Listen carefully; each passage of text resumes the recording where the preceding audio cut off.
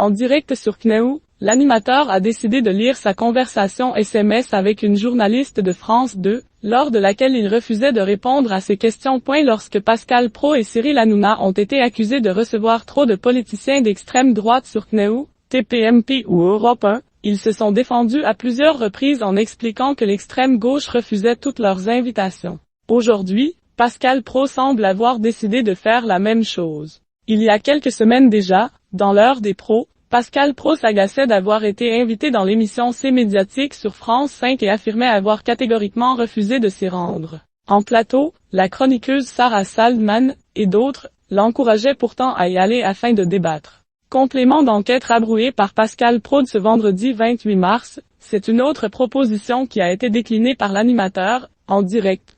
Il y a une chaîne qui m'a contacté, et je leur ai dit que je ne leur parlais pas. Je crois que c'est Complément d'enquête, qui prépare un magazine sur CNews, a-t-il lâché, persuadé que le programme présenté par Tristan Waltz va ressortir ses casseroles les plus célèbres, lorsqu'il a manqué de courtoisie, d'objectivité et de sang-froid avec certaines de ses chroniqueuses. Je connais leurs reportages, je peux écrire leurs reportages, je peux vous dire ce qu'ils vont sortir. Ils vont sortir une image avec Claire Nouvian il y a 6 ans, ils vont sortir une autre image avec Caroline Mecari et Camomille, je peux vous dire le sujet qu'ils vont faire. Voilà, ils vont sortir ces trois-là, ils vont trouver quelqu'un qui, dans le noir, va dire « Pascal Praud il a pas été gentil avec moi en 1982 ».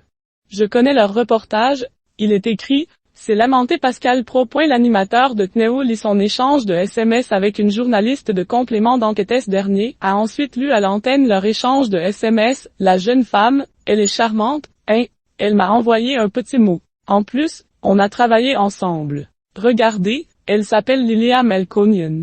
Elle m'a dit « Bonjour Pascal. Nous avons travaillé ensemble à iTélé, à l'époque à Montparnasse. J'espère que vous allez bien. Je travaille désormais à France 2. J'aurais souhaité vous parler de vive voix quelques minutes.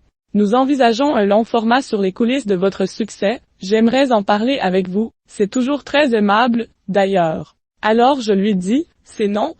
Pour que vous m'enregistrez et utilisez notre conversation dans un sujet, ce sont les méthodes de votre magazine, je crois. » L'une des chroniqueuses s'est alors permise de faire remarquer à l'animateur qu'il faisait la même chose en partageant, en direct, le contenu de leur conversation privée en direct à la télévision. Là, vous lisez la conversation, je crois. Cette remarque a fait balbutier Pascal Praud, visiblement pris au dépourvu. Les chroniqueurs de l'heure des pros en désaccord avec Pascal Praud, vous devriez vous défendre, a-t-elle ajouté. Les autres chroniqueurs du jour ont, eux aussi, poussé le présentateur à accepter l'invitation de Complément d'enquête sur France 2.